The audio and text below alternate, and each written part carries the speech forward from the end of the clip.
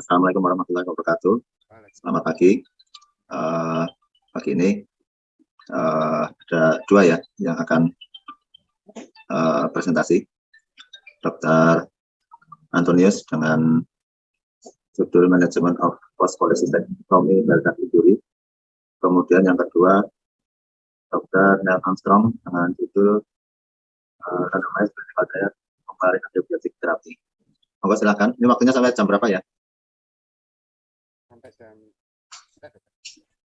Mana? Sampai jam 9, dokter. Kurang keras ya? Sampai jam 9, dokter. Oh, jam 9 ya. Jadi masing-masing berapa? 20 menit ya? Iya, dokter. Ya, monggo silakan. Terima kasih, Dokter Wahid, spesialis bedah konsultan bedah digesti atas waktu yang telah diberikan. Izin kami mempresentasikan kasus yang sangat menarik di kasus Beldak Injury yang ini kita sering temui di praktek sehari-hari, dan ini kebetulan penelitiannya dilakukan di Jakarta di rumah sakit tertier di Indonesia. Jadi mungkin bisa kita pakai untuk keperluan sehari-hari, dokter. Jadi Beldak Injury itu dapat terjadi setelah kolesisektomi yang kita lakukan sehari-hari. Untuk sebagian besar laparoskopi kolesisektomi menyumbang kasus terbesar dari Beldak Injury sendiri. Kemudian sebenarnya kan minimal invasif itu kan sebenarnya untuk keperluan yang waktu perawatan yang lebih pendek dan lebih baik outcome-nya, tapi kadang karena kasus Beldak Injury itu seakan-akan kok laparoskopi malah jadi seperti berbahaya gitu, jadi menurunkan kepercayaan gitu. Kemudian early diagnosis atau diagnosis awal dan waktu yang tepat untuk operasi setelah Beldak Injury dan rekonstruksi yang tepat setelah terjadinya Beldak Injury itu dapat menurunkan komplikasi yang serius seperti sirosis biliar dan sepsis serta kegagalan hepar. Kemudian tujuan dari operasi sendiri setelah terjadinya Beldak Injury adalah memastikan bahwa sirkulasi bilioenterik itu baik kembali untuk alirannya. Kemudian kalau secara awal terjadinya Beldak Injury mungkin bisa dilakukan sphincterotomi atau memasang stent di lewat endoskopi untuk awal-awal terjadinya Beldak Injury. Tapi kalau endoskopi tidak bisa dilakukan, ya kita harus melakukan surgical management. Untuk waktu yang tepat untuk memperbaiki sendiri masih kontroversial ya, tergantung klasifikasi dari keparahan dari cederanya. Kemudian tergantung juga general kondisi dari pasien dan ada tidaknya sepsis dan ada tidaknya hepatobiliar surgeon dan fasilitas rumah sakit sendiri. Kemudian yang paling sering menyebabkan kesalahan dalam terjadinya Beldak Injury adalah misinterpretasi anatomi dan technical error. Yang sering kita itu menyadarinya terlambat, jadi sering terjadi duluan baru kita sadar. Yang inilah yang membuat pasien itu menjadi lama di rumah sakit dan meningkatkan morbiditas dan mortalitasnya. Kemudian ada beberapa faktor risiko yang dilakukan untuk mencegah BD sendiri, nanti akan ada di belakang. Kemudian penelitian ini dilakukan di Rumah Sakit Cipto Mangunkusumo di Jakarta, sifatnya retrospektif cross-seksional yang dikumpulkan dari tanggal 1 Januari 2008 sampai 31 Desember 2018, jadi 10 tahun. Kemudian klasifikasinya untuk Beldak Injury sendiri ada dua yang dipakai, yaitu Strasberg Classification dan Bismuth. Jadi untuk yang laparoskopi kita makainya Strasberg Classification dan untuk yang open laparotomi digunakan Bismuth. Kemudian data-data demografi, klinikal presentasi klinisnya dan diagnostik imaging serta rekonstruksinya serta outcome-nya dievaluasi dalam penelitian ini. Ini adalah Strasberg Classification untuk Beldak Injury di mana ada tipe A, tipe B, tipe C dan tipe D. Kalau tipe A sendiri injurinya itu ada di ductus cysticus atau dari minor hepatic duct. Jadi yang di drainase di liver bed-nya itu bisa terjadi cedera, itu tipe A. Kemudian kalau untuk tipe B itu ada occlusi biliary tree dan biasanya itu karena aberran right hepatic duct-nya injury. Kemudian kalau untuk tipe C ada transeksi dari aberran right hepatic duct-nya transeksi. Kemudian kalau D ada lateral injury dari mayor bile duct-nya, jadi ductus CBD-nya. Kemudian kalau yang untuk klasifikasi E sendiri ada E1, E2, E3, E4, E5. Jadi kalau E1 itu cederanya itu lebih dari 2 cm dari konfluennya. Kemudian kalau E2 injurinya kurang dari 2 cm dari konfluen. Kemudian kalau E3 itu ada di konfluen itu sendiri. Konfluennya masih intak. Kemudian kalau udah destruksi dari biliary konfluen itu tipe M. Kemudian kalau injury pada aberran right hepatic duct itu E5. Ini data-data yang dikumpulkan dari penelitian ini. Rata-rata umur yang dilakukan penelitian ini adalah 45 tahun. laki-laki dan perempuan perbandingannya 9:15. Karena ada 24 kasus yang dikumpulkan selama 10 tahun. Kemudian untuk rata-rata untuk diketahuinya bile duct injury rata-rata 19 hari. Kemudian dari admisi sampai pembedahan rata-rata 14 hari. Kemudian ternyata dari laparoskopi menyumbang 16 cedera bile duct injury dan laparotomi 8. Untuk saat masuk didapatkan biloma pada 5 pasien, jaundice 7 pasien, biliary pancreatic juice itu 10 pasien. Kemudian pasien yang dilakukan USG semua dilakukan 24 itu. Kemudian IRCP dilakukan 2 pasien, MRCP 8 pasien, PTCD dan 2 pasien. Kemudian rata-rata di rumah sakit kurang lebih 38 hari. Kemudian untuk morbiditas dan follow up selanjutnya ada 2 pasien yang mengalami kolangitis, kemudian ada surgical site infection 2 pasien dan dilakukan relaparatomi kembali 2 pasien. Ini adalah stress classification dan rekonstruksi yang dilakukan pada 24 pasien ini. Kalau untuk yang laparoskopi ada tipe A ada 4, tipe C ada 1, tipe D ada 1, tipe E1 2, tipe E2 2, tipe E3 6. Kemudian kalau menurut Bismuth sendiri ada tipe 1, tipe 2 dan tipe 3 ada 4 pasien, 1 pasien dan 3 pasien. Dari tipe A stress classification yang cedera bile duct injury dilakukan primary cystic duct ligation. Kemudian kalau tipe C dan tipe D, tipe E2 dan E3 dilakukan Roux-en-Y hepatico-yeyunostomy. Kemudian kalau tipe E1 dilakukan choledochoduodenostomy. Untuk yang Bismuth classification semuanya dilakukan Roux-en-Y hepatico-yeyunostomy. Ini kolangiogram pasien yang dilakukan. Ada pasien 55 tahun yang dilakukan Roux-en-Y hepatico-yeyunostomy. Rekonstruksinya dengan stent yang dipasang stent di dalam Roux-en-Y anastomosis yang pada pasien ini. Kemudian untuk penelitian ini tidak ada mortalitas, jadi tidak ada yang meninggal dari 24 kasus ini dalam 10 tahun. Kemudian rata-ratanya 45 tahun, untuk perempuan 64%, kebanyakan perempuan. Kemudian untuk rate-nya BDI case sendiri itu 91%, jadi cukup tinggi. Insidensi untuk BDI sendiri itu sebenarnya dari 1.000 kasus itu yang diperbolehkan ada, yang bukan maksud diperbolehkan, tapi rata-rata itu ada dua kasus dalam 1.000 kasus laparoskopi atau laparotomi. Nah, sepertiga dari kasus BDI di Rumah Sakit Cipto itu adalah rujukan. Bukan rujukan, setelah laparotomi. Kebanyakan memang rujukan hanya yang dua dikenali dari saat operasinya. Kemudian yang 22 kasus dikenali setelah post operatif. Jadi diketahui setelah post operatif dan hanya 2 yang diketahui dalam intraoperatif. Pada kasus ini tidak choledochostomy tidak dilakukan karena injurinya diketahuinya sudah terlambat. Jadi ada transeksi common hepatic duct atau common bile duct itu sebenarnya bisa dilakukan perbaikan segera saat intraoperatif. Kemudian dari 22 kasus yang gagal dilakukan repair di rumah sakit yang sebelumnya. Jadi ada masa yang lama saat pasien itu dikenali terjadinya BDI injury karena menyangkut financial problem dan transportation problem kalau menurut jurnal ini. Jadi ini ada delay untuk treatment dan reconstruction rata-rata 2 sampai 12 minggu setelah kejadian. Roux-en-Y hepatico-yeyunostomy itu sangat direkomendasikan saat ada long tissue loss atau kehilangan jaringan yang banyak, yang panjang. Jadi sangat baik. Pada BDI injury sendiri yang dilakukan rekonstruksi, yang menyulitkan rekonstruksi itu adalah inflamasi dan adesi. Jadi tidak hanya ketidaktahuan tentang klasifikasi injurinya, tapi juga penyulitnya adalah inflamasi dan adesinya. Kemudian dari penelitian ini juga sangat menyarankan dilakukan Roux-en-Y hepatico-yeyunostomy karena untuk anastomosis dan dari traktus biliar yang tersisa itu masih sangat baik untuk rekonstruksi karena untuk kehilangan jaringan atau tissue loss yang banyak pun masih bisa dilakukan Roux-en-Y hepatico-yeyunostomy. Kalau choledochoduodenostomy sangat direkomendasikan untuk distal common bile duct injury atau distal stricture untuk choledochoduodenostomy shunting. Kemudian choledochoduodenostomy sendiri itu sebaiknya dilakukan sedistal mungkin dari duodenum dan dari distal common bile duct-nya untuk mengurangi resiko dari SAM syndrome. Ini menurut literatur kurang lebih 0,14 sampai 3,3%.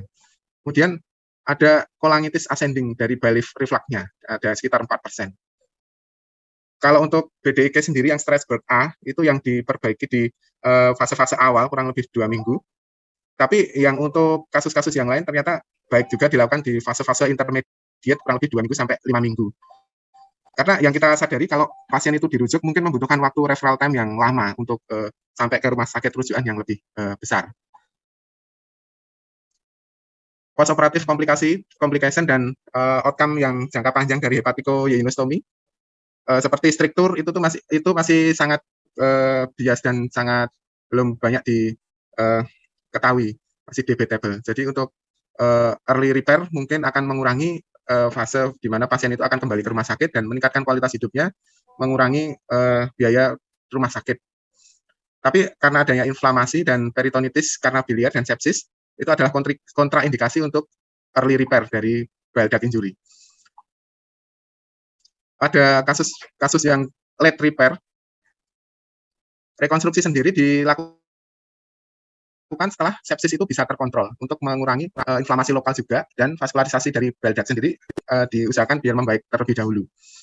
Ada beberapa penelitian yang memberitahukan bahwa ada similar outcome between early repair kurang dari 2 minggu dan delayed repair lebih dari 6 minggu.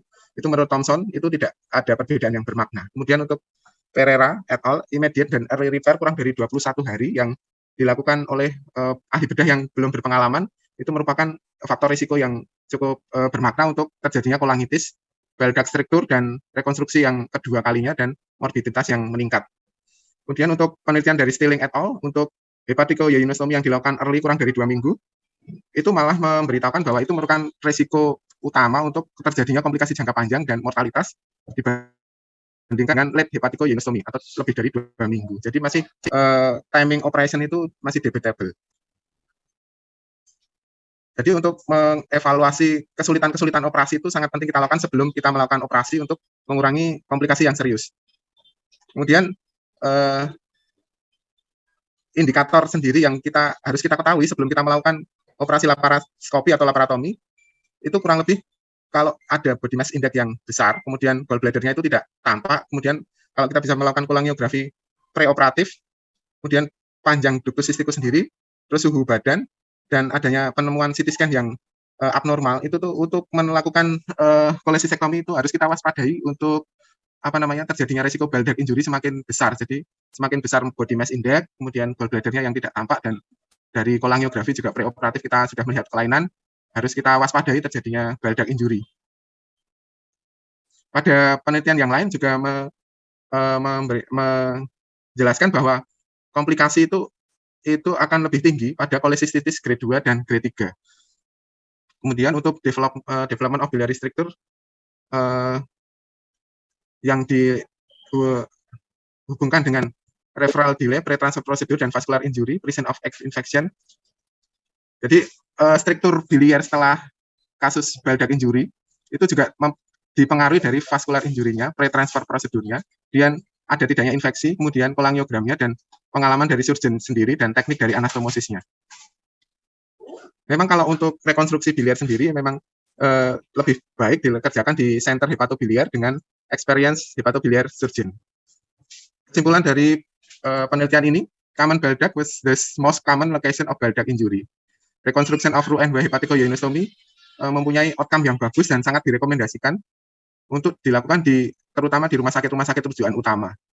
Kemudian good preoperative support untuk memastikan bahwa tidak ada sepsis dan nutrisi yang dicukupkan akan memberikan hasil yang baik untuk kasus-kasus yang sangat kompleks dan sulit. Terima kasih dokter, mohon asupan dan masukan dokter. Terima kasih Dr. Antonius. Jadi adanya bile duct injury ini memang merupakan malapetaka bagi operatornya. Begitu keluar bile, biasanya langsung pucat gitu operatornya. Tapi dari literatur ini katanya cuma 2 yang diketahui durante operasi ya. Iya dokter. Ya, semoga silakan kalau yang dari audiens ada komentar atau pertanyaan.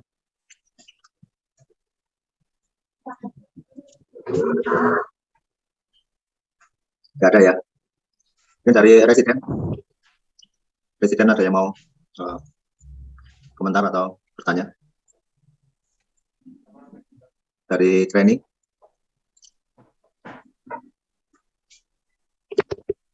Tidak ada dari training. Izin bertanya Dok Wawan, Dok. Ya.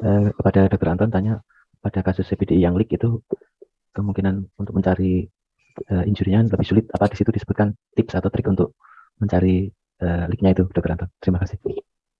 Mencari CBD ya, proximal CBD. Jadi ada proximal CBD yang tipe leak. Oh, ya, yang leak. Iya, Dok.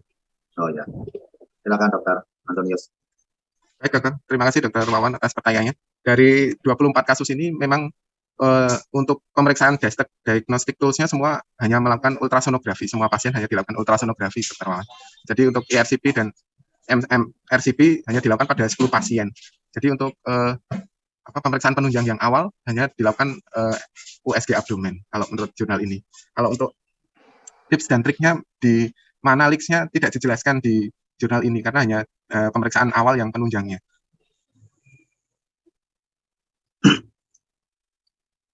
Mana Dr. Wawan?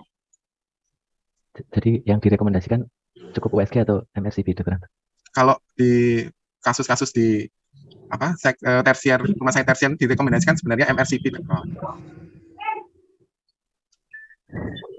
Cuma mungkin problemnya ada beberapa rumah sakit yang belum bisa mengerjakan mungkin ya kalau yang di tersier gitu. Betul, Dok. Jadi kalau ada BDI, kita kadang bisa menambah dua hal di situ. Yang satu leak, kemudian yang kedua dia terobstruksi atau kalau pada laparoskopik biasanya dia ke klip, baik itu CBD-nya atau hepatitis komunisnya, jadi salah identifikasi sehingga yang diklip adalah CBD dan hepatitis komunis, atau dia leak. Nah, jadi tandanya kalau leak mungkin lebih mudah diidentifikasi, duranta operasi lebih mudah diidentifikasi karena pasti ada file yang keluar dari situ. Kalau ada file yang keluar, tinggal mungkin bisa dicari sumbernya, kemudian identifikasi dari mana sumbernya itu, apakah dari CBD atau hepatitis, diameternya berapa. Kalau sudah teridentifikasi anatomisnya, bisa dilakukan tindakan paling mudah mungkin bisa dibebaskan kemudian di simpel sutur. Tapi kalau ternyata itu lubangnya besar, ya mungkin perlu dipertimbangkan untuk hepatikoyelostomi atau ke duodenum. Nah, itu pertimbangan duranta operasi. Yang lebih repot ketika Anda tidak mengidentifikasi sehingga beberapa hari kemudian ada perbedaan ketika dia leak atau dia terobstruksi. Kalau leak biasanya beberapa hari kemudian akan terjadi asites. Pasien tidak akan jaundice. Jadi karena ada lubang leak tidak sampai di duodenum. Kalau tidak salah produk dari pel sehari berapa ya? Produk pel sekitar 500 sampai 1000, Dok. Ya. Kalau misalnya 500 dalam waktu 7 hari semuanya keluar, akan tertimbun sekitar 3.500.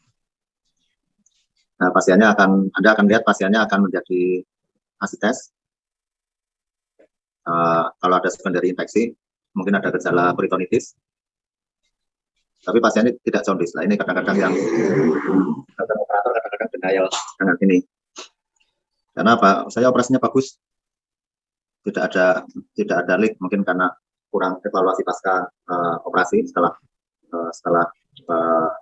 vesikapileanya bisa diangkat, sudah merasa selesai, sudah evaluasi sehingga tidak tahu ada leak. Nah, jadi bingung nanti. Atau kalau yang kedua, pasien yang terobstruksi, baik itu karena mungkin ada perdarahan, kemudian jahitnya serampangan sehingga menjahit CBD atau common hepatic duct-nya, atau memang salah identifikasi. Nah, itu akan terjadi obstruksi, gejalanya akan sangat dramatis biasanya, karena dia biasanya nyeri hebat, kemudian diikuti dengan jaundice, kenaikan bilirubin yang biasanya menjadi sangat tinggi. Ada beberapa terjadi partial obstruksi. Nah, partial obstruksi ini bisa setelah berapa lama.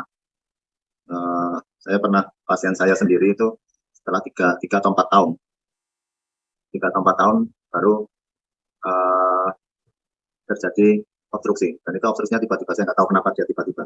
Karena sebelumnya tidak pernah jaundice, saya periksa selanjutnya ternyata ada struktur. Dan itu 3-4 tahun kemudian. Jadi ini juga perlu perhatian juga. Jadi tidak mesti harus awal, karena struktur mungkin terjadi belakangan setelah sekian tahun. Kemudian bagaimana dengan penanganannya? Kalau leak sebenarnya yang paling bagus dengan ERCP. Kalau Anda menemukan leak, kalau bisa ERCP, jauh lebih mudah dengan ERCP. Pasang stand, kalau tadinya sudah terpasang drain, itu akan biasanya akan lebih baik. Tapi kalau tidak bisa ERCP, ya solusinya mungkin jadi dilakukan open. Masalahnya pada leak, Anda akan sangat sulit mencari leak-nya atau identifikasi, apalagi pada fase-fase awal. Fase awal mungkin Anda bisa melihat leak-nya, tapi tidak bisa melakukan repair. Pada fase awal kita tahu ada jaringannya begitu sulit ya, adhesi, kemudian kalaupun bisa dibebaskan, menjahitnya juga akan sangat susah, jaringannya kaku, rapuh.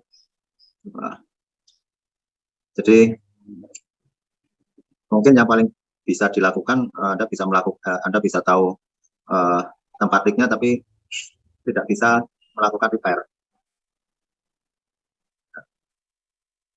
Ini beberapa kali saya dapatkan dulu. Pertama kali saya dapat waktu residen.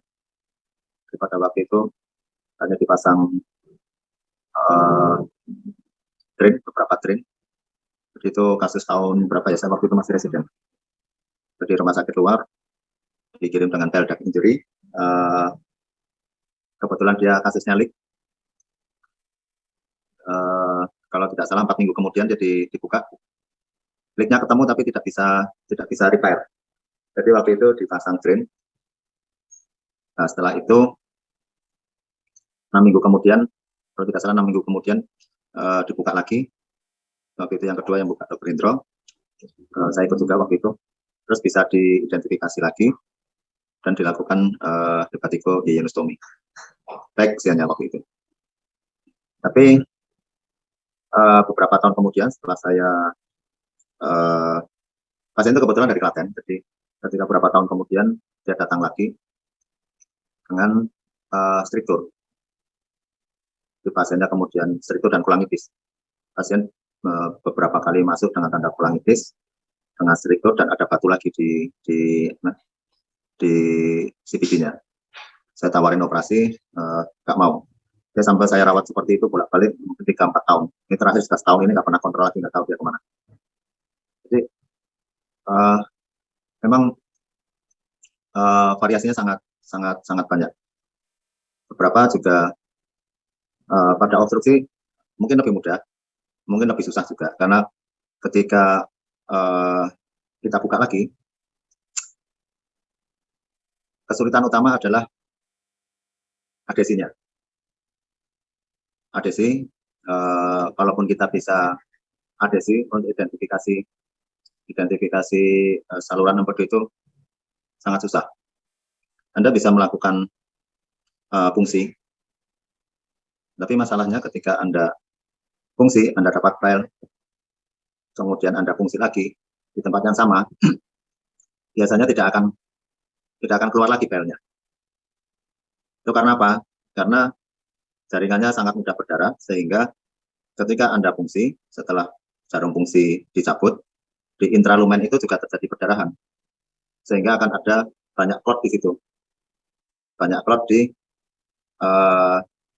bile duct-nya, sehingga ketika Anda fungsi yang kedua, di situ sudah penuh dengan clot. Itu saya tahu ketika kasus yang terakhir saya buka, sudah pas di situ common bile duct-nya itu mungkin lebih tinggi, bukan di common bile duct tapi sudah ada di cederanya ada di common hepatic duct. Jadi saya cari di bifurkasionya. Pertama dapat, tapi kedua nggak dapat. Akhirnya saya buka aja, ternyata dapat clot yang luar biasa banyak. Jadi pastikan aja nanti kalau sudah dapat ya buka aja di situ. Karena biasanya nanti Anda ragu-ragu mau difungsi lagi sudah nggak akan dapat. Jadi kalau sudah yakin di situ buka aja, nanti ada clotting di situ, bersihkan aja. Kalau sudah bersih biasanya nanti akan ngalir bile-nya. Jadi kadang-kadang terjadi ragu, ini pembuluh darah atau bile duct. Kan nanti dibersihkan aja, kalau ada clotting-nya itu dibersihkan, diambilin clotting-nya. Setelah clotting-nya bersih, biasanya terus bile-nya mengalir lancar, tinggal Anda bisa melakukan rekonstruksi. Ya. Tahapan yang paling sulit adalah adhesi dan identifikasi bile duct-nya. Tapi kalau Anda bisa IRCP, saya kira kesulitan-kesulitan itu tidak akan terjadi karena Anda pasang IRCP, pasang stent, kalaupun itu masih ada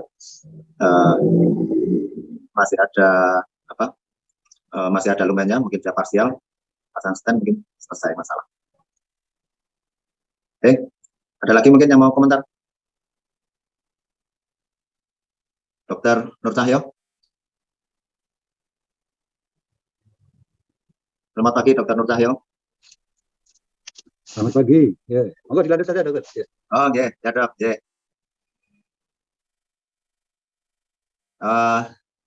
Kalau sudah tidak ada, terima kasih Dr. Antonius yang sudah memberikan pandangan baru pada kasus bile duct injury. Kita lanjut untuk kasus yang kedua. Silakan Dr. Naomi ya. Dr. Naomi silakan presentasi 20 menit ya.